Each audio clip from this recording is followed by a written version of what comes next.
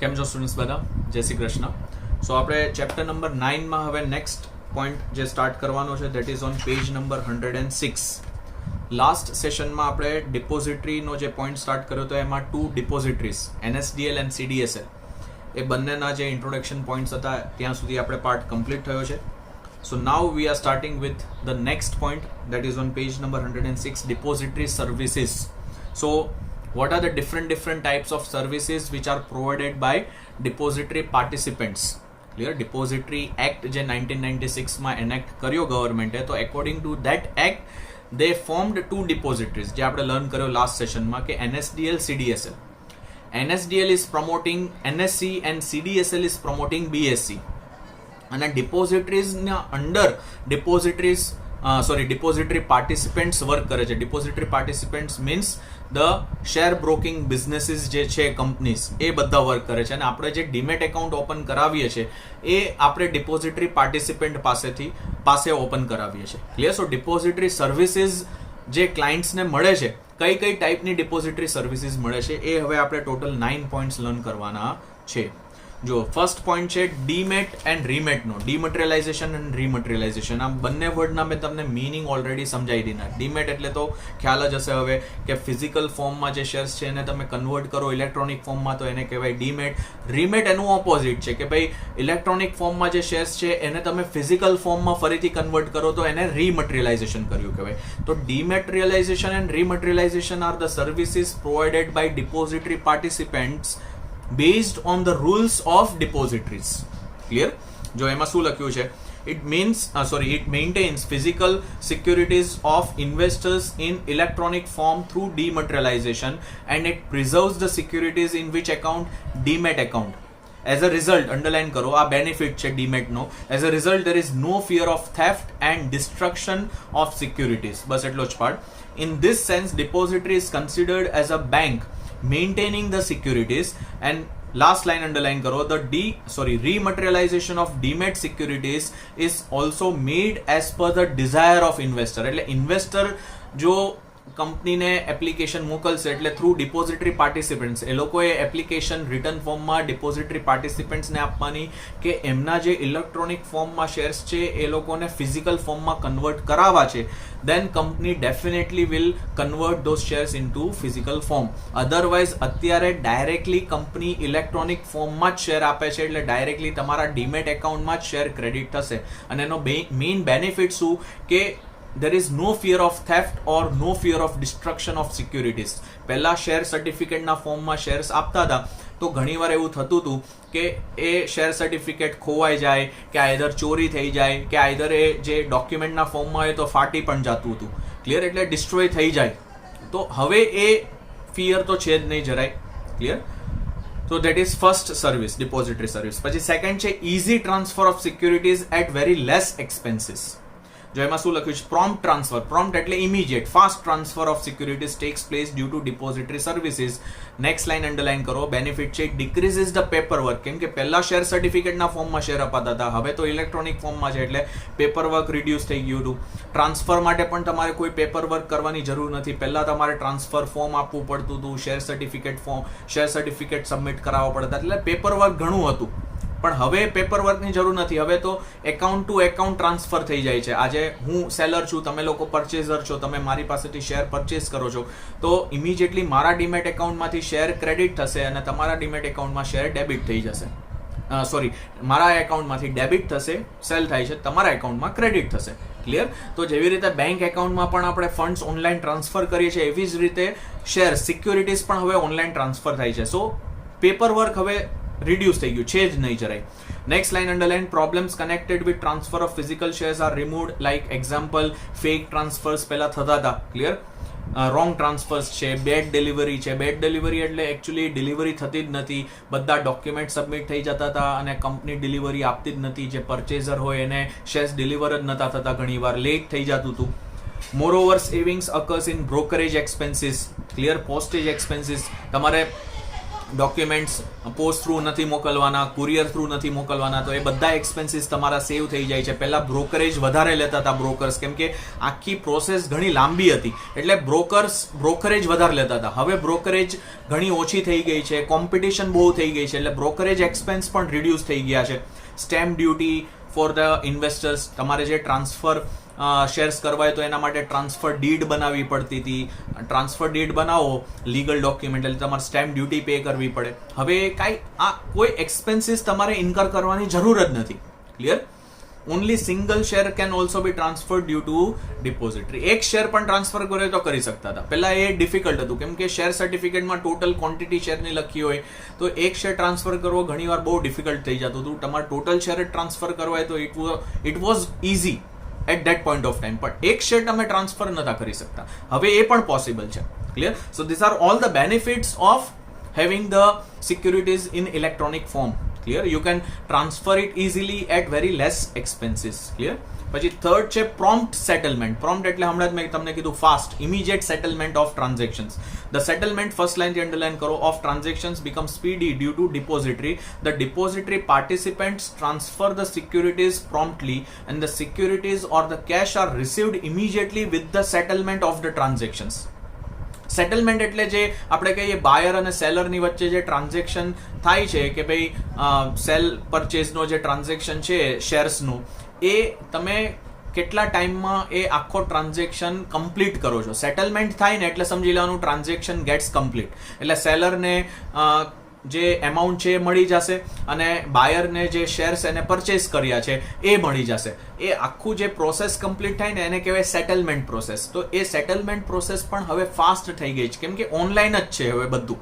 Generally T+1 T+2 એ આપણે words learn કરશું. T+1 T+2 settlement time ચાલે છે અત્યારે શેર માર્કેટમાં. T word means it stands for transaction date. T means transaction date. Transaction date એટલે માની લો કે આજે હું તમને શેર્સ સેલ કરું છું, તો આજનો જે દિવસ છે એને ટ્રાન્ઝેક્શન ડે કહેવાય. Clear? 2nd of April is the transaction day plus 2 days. T+2 એટલે પ્લસ 2 days, એટલે ટોટલ 3 daysમાં સેટલમેન્ટ થશે. મારા અને તમારા વચ્ચે જે ટ્રાન્ઝેક્શન એન્ટર થયું છે શેર્સ સેલ પરચેઝનું, એ ટોટલ 3 daysમાં ઓવરઓલ ટ્રાન્ઝેક્શન સેટલ થશે. એટલે within 3 days, clear, maximum in 3 days, as a seller I will get the funds and as a buyer you will get the shares. A settlement થયું કહેવાય. Clear? Even T+1 ચાલે છે, T+2 ચાલે છે, T+3, અલગ અલગ સેટલમેન્ટ ટાઈમ પીરિયડ ચાલે છે શેર માર્કેટમાં. ક્લિયર? તો that is known as settlement of transaction. પછી આગળ લખ્યું છે investors does not require a correspondence, means communication with the company. The settlement of the transactions among various parties takes place through, લખ્યું છે electronic system. એટલે company જોડે હવે તમારે કોઈ કોમ્યુનિકેશન કરવાની જરૂર નથી. ડાયરેક્ટલી ઇલેક્ટ્રોનિક સિસ્ટમ થ્રુ જ ટ્રાન્ઝેક્શન આખું સેટલ થઈ જાય છે. પછી ફોર્થ સર્વિસ છે રેકોર્ડ ઇન કસ્ટમર્સ એકાઉન્ટ. હવે રેકોર્ડ એટલે કયા ટાઈપના રેકોર્ડ એ લોકો કરે છે, કઈ ટાઈપની એન્ટ્રીઝ. રેકોર્ડ એટલે કઈ ટાઈપની એન્ટ્રીઝ પાસ કરી દે છે ડિપોઝિટરી સર્વિસીસ થ્રુ. તમારો જે એકાઉન્ટ છે ડીમેટ એકાઉન્ટ, એમાં ડાયરેક્ટ કઈ એન્ટ્રીઝ પાસ થઈ જાય છે ઇલેક્ટ્રોનિકલી. ક્લિયર? ઓનલાઈન. તો લખ્યું છે રિસીવેબલ, બોનસ શેર્સ. બોનસ શેરની એન્ટ્રી ડાયરેક્ટ આવી જાય. જેવી રીતે શેર્સ તમારા એકાઉન્ટમાં ક્રેડિટ થાય એવી રીતે બોનસ શેર્સ તમારા એકાઉન્ટમાં ક્રેડિટ થઈ જાય છે. Over and above right shares છે allotted through public issue are credited. લખ્યું છે in the customers account by electronic system. પછી ફિફ્થ છે facility to mortgage. Clear? It provides facility to mortgage securities and to obtain the loan against security. એટલે demat એકાઉન્ટમાં જે તમારા shares પડ્યા છે એને તમે as a mortgage, as a security પણ યુઝ કરીને તમે એના ઉપર લોન લઈ શકો છો. તો that is also one possibility, that is also one benefit given to the client, to the customer. Okay, you can use those shares as in the form of mortgage, as in the form of security, and you can take the loan. If you are in need of funds, તમારે loan જોતી હોય તો તમે એને as a security, as a mortgage આપીને loan લઈ શકો છો. ક્લિયર? પછી 6th પોઈન્ટ છે facility to freeze or to close the account. થોડા ટાઈમ સુધી જો એકાઉન્ટમાં કોઈ ટ્રાન્ઝેક્શન ન થતા હોય ને તો એ એકાઉન્ટને ફ્રીઝ કરી દેવામાં આવતું હોય. જનરલી ઘણા કસ્ટમર્સ જાતે પણ એપ્લિકેશન કરી શકે, ભાઈ ફોર અ ટેમ્પરરી ડ્યુરેશન તમે મારું એકાઉન્ટ ફ્રીઝ કરી દો. ફ્રીઝ કરો ને એટલે એ એકાઉન્ટમાં કોઈ પણ બીજા ફર્ધર ટ્રાન્ઝેક્શન્સ ન થાય. Clear? For a temporary duration, further બીજા કોઈ ટ્રાન્ઝેક્શન્સ ન થાય. ઘણીવાર ઘણા કસ્ટમર્સ હોય કે આઉટ ઓફ ઇન્ડિયા એ લોકો 6 મહિના સ્ટે કરતા હોય, પછી પાછા ઇન્ડિયા આવી જાય, 6 મહિના ઇન્ડિયા રહેતા હોય, ક્લિયર, એવું એ લોકો ચેન્જ કરતા રહેતા હોય એમનું લોકેશન. તો 6 મહિના આઉટ ઓફ ઇન્ડિયા વહી જાય તો અહીંયા જે એમનું ડીમેટ એકાઉન્ટ છે એ લોકો ફ્રીઝ કરીને જાય. એટલે એમની એબ્સન્સમાં કોઈ આપણે કહીએ ને કે સાયબર ફ્રોડ ન થાય, કેમ કે હવે બધું ઓનલાઈન મેન્ટેન થાય છે. એટલે ડીમેટ એકાઉન્ટ થ્રુ પણ ઘણીવાર શેર્સ ચોરી થાય છે. જેવી રીતે આપણા એકાઉન્ટમાંથી ઓનલાઈન ફંડ્સ ચોરી થાય છે ને, એવી રીતે ડીમેટ એકાઉન્ટમાંથી પણ શેર્સના transactions without your permission, without your authority થાય છે. તો એ વસ્તુ પોસિબલ ન થાય એના માટે એ લોકો એકાઉન્ટ શું કરે, ફ્રીઝ કરી દે. આઈધર કસ્ટમર જાતે પણ કરાવી શકે, આઈધર જે કંપની છે જ્યાં તમે ડીમેટ એકાઉન્ટ મેન્ટેન કરો છો એ કંપની પણ ફ્રીઝ કરી શકે. જો તમારા એકાઉન્ટમાં અમુક ટાઈમ સુધી કોઈ ટ્રાન્ઝેક્શન જ ન હોય તો તમારું એકાઉન્ટ એ લોકો ફ્રીઝ કરી દે. જેવી રીતે બેંક આપણું બેંક એકાઉન્ટ ફ્રીઝ કરી શકે, એમાં ટ્રાન્ઝેક્શન જ ન હોય એકાદ વર્ષ સુધી, 2 વર્ષ સુધી, તો આપણું બેંક એકાઉન્ટ ફ્રીઝ થઈ જાય. પછી એને અનફ્રીઝ કરવા માટે આપણે બેંકમાં એપ્લિકેશન આપવી પડે, પછી એ લોકો અનફ્રીઝ કરે. Clear? So that same type of service is given by depositories also. જો શું લખ્યું છે આગળ, in case of going, લખ્યું છે જો going abroad for a long period or closing the account for a short period, it provides facility of freezing the account for that particular period. પછી next 7 point છે record and storage of information. So depository participants or depository provides the service to maintain the records and to store the information of the customer also. એમના કેટલા shares છે, એકાઉન્ટમાં કેટલા shares છે, શું trading થયું છે, શું ટ્રાન્ઝેક્શન થયા છે, બધી જ ઇન્ફોર્મેશન એ લોકો મેન્ટેન કરે. Clear? It keeps the records of, લખ્યું છે, each transaction connected with the securities in demat account. આ ફર્સ્ટ લાઈન અંડરલાઈન કરજો. Next, information remains safe and it is stored in such a way that it is available whenever it is required. Number 8 service છે link between the investor and clearing house. આ clearing house હવે word આવ્યો ને, આના પછીનો જે આપણે point start કરવાનો છે, ટ્રેડિંગ પ્રોસિજર ઓફ સિક્યુરિટીઝ, એમાં આપણે ડિટેલમાં લર્ન કરશું. ક્લિયરિંગ હાઉસ જનરલી બેંક્સમાં પણ હોય છે, કદાચ તમે સાંભળ્યું હશે. ક્લિયરિંગ હાઉસ બેંકમાં આપણે કોઈ ચેક ડિપોઝિટ કરીએ તો એ ચેક આખો પ્રોસેસ થાય, આપણને સેમ ડે ફંડ્સ નથી મળતા આપણા એકાઉન્ટમાં. આપણે ચેક ડિપોઝિટ કરીએ ને આપણને એકાદ દિવસની અંદર ફંડ્સ મળે છે, આપણા એકાઉન્ટમાં ક્રેડિટ થાય. તો એ પ્રોસેસિંગનો જે ટાઈમ છે ને, એ પ્રોસેસિંગ કોણ કરે? ક્લિયરિંગ હાઉસ એની પ્રોસેસ કરે છે. Clearing house is an institution which processes the check related transactions. એ ચેકને વેરીફાઈ કરે, પછી એના રિલેટેડની જે બીજી ઇન્ફોર્મેશન છે કે ભાઈ જેના એકાઉન્ટમાંથી ફંડ્સ ડેબિટ થવાના છે, એકાઉન્ટમાં ફંડ્સ છે કે નહીં એ વેરીફાઈ કરશે. સિગ્નેચર ખાસ કરીને મોસ્ટ ઇમ્પોર્ટન્ટ છે કે ચેકમાં સિગ્નેચર વેરીફાઈ થવી જોઈએ. આ બધી વસ્તુ ક્લિયરિંગ હાઉસ વેરીફાઈ કરશે, પછી એ ચેકને એ લોકો પ્રોસેસ કરશે. Once they have processed it, પછી બેંક તમારું એકાઉન્ટ ક્રેડિટ કરશે અને સામેવાળી પાર્ટીનું એકાઉન્ટ ડેબિટ થશે. આખી પ્રોસેસ ચેકની, ઘણા લોકો બોલતા હોય છે ચેક ક્લિયરિંગમાં છે, ચેક ક્લિયરિંગમાં છે એટલે ચેક પ્રોસેસમાં છે. અત્યારે એકવાર ક્લિયરિંગ કમ્પ્લીટ થાય ને પછી તમને ફંડ્સ મળતા હોય, તો એ સેમ વસ્તુ એ લોકોએ અહીંયા ઇન્ટ્રોડ્યુસ કરી છે સેબીએ, કેમ કે હવે અહીંયા પણ ઓનલાઈન બધું જ થાય છે. એટલે અહીંયા પણ આખી એક clearing system, clearing house develop થયું છે. ક્લિયર? અને એ ક્લિયરિંગ હાઉસ સેટલમેન્ટ કરશે. જે આપણે સેટલમેન્ટનો પોઈન્ટ ઉપર લર્ન કર્યો ને, તો એ સેટલમેન્ટ આખું છે ને, જે પ્રોસેસ સેટલમેન્ટની, એ કોણ હેન્ડલ કરે છે? ક્લિયરિંગ હાઉસ હેન્ડલ કરે છે. ક્લિયર? એટલે લખ્યું છે જો link between investor and clearing હાઉસમાં provides the service as a link between the investor and clearing house. Who provides the service? Depository participant. Depository provides the service. It creates the link between investor and clearing house. પછી લખ્યું છે in the transactions of securities and લખ્યું છે in the settlement of the transactions. And last number 9th service છે service through internet. Depository provides service to investors through its depository participants through the internet at very fair price and provides latest information also to the customers of his account. એટલે બધું અત્યારે જે services છે ડિપોઝિટરીની, through depository participants એ લોકો જે પણ services આપે છે બધી જ ઓનલાઈન હવે એ લોકો આપે છે, થ્રુ ઇન્ટરનેટ એ લોકો પ્રોવાઈડ કરવા માંડ્યા છે. So any point of time if you want any service you can get it. Clear? So total આ 9 સર્વિસીસ તમને ડિપોઝિટરીઝની આપી છે. તો અહીંયા ડિપોઝિટરીનો જે પોઈન્ટ છે એ કમ્પ્લીટ થયો. ડિપોઝિટરીના પોઈન્ટમાં આપણે 2 ડિપોઝિટરીઝ લર્ન કરી, NSDL, CDSL.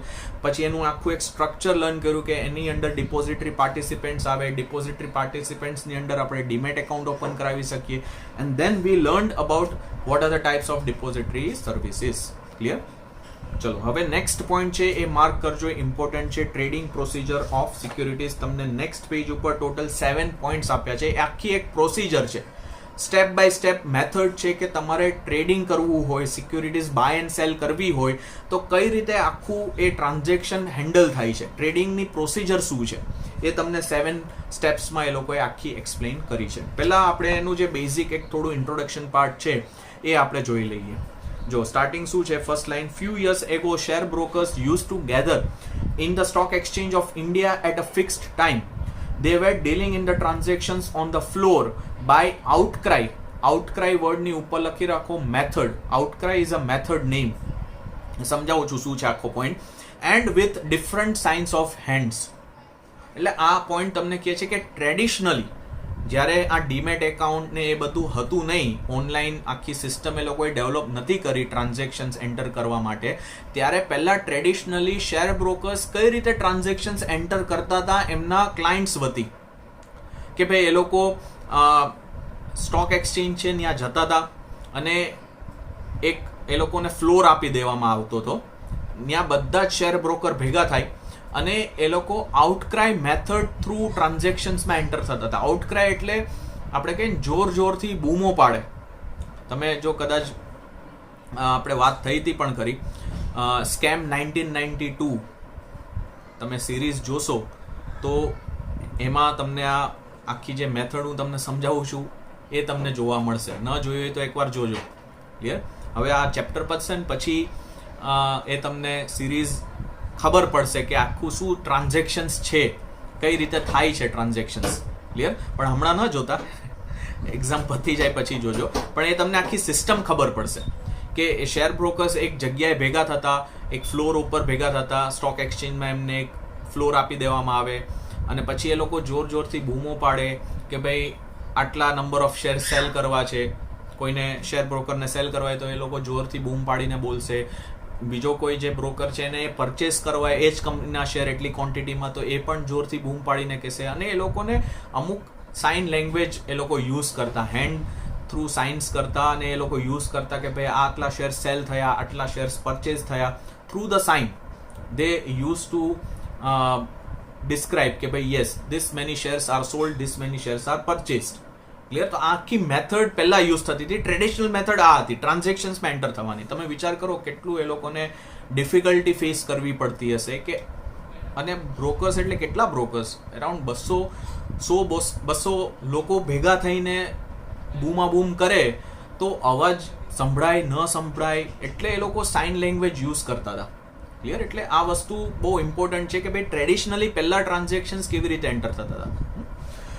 પછી આગળ હવે જે આપણે અત્યારે મોડર્ન સિસ્ટમ ડેવલપ થઈ છે એના બધા પોઈન્ટ્સ આપેલા. જો now online screen based electronic trading has come into existence in the place of લખ્યું છે ઓલ ટ્રેડિશનલ સિસ્ટમ. એટલે અત્યારે online screen based trading system થઈ ગઈ. એટલે બ્રોકર્સ પાસે હવે કોમ્પ્યુટર છે, લેપટોપ છે, એમાં એ લોકો સ્ક્રીન ઉપર જે આખું આપણે કહીએ વન ટાઈપ ઓફ સોફ્ટવેર હોય, એ સોફ્ટવેર ડાયરેક્ટલી જે સ્ટોક એક્સચેન્જ છે એના સર્વર જોડે કનેક્ટ થતું હોય. ટર્મિનલ કહેવાય. જે બ્રોકર પાસે જે કોમ્પ્યુટરાઇઝ સિસ્ટમ હોય ને એને ટર્મિનલ કહે. એક થોડો ટેકનિકલ વર્ડ છે, એને ટર્મિનલ કહે.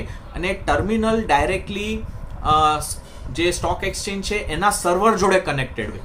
એટલે આજે હું કોઈ બ્રોકર છું, એનો ક્લાયન્ટ છું, અને ડીમેટ એકાઉન્ટ છે મારું એમની પાસે, હું મેન્ટેન કરું છું, સોરી એ મારું ડીમેટ એકાઉન્ટ મેન્ટેન કરે, તો મેં એને ફોન કરીને કીધું ભાઈ મારે 100 શેર્સ અપોલો ટાયર્સના સેલ કરવા છે.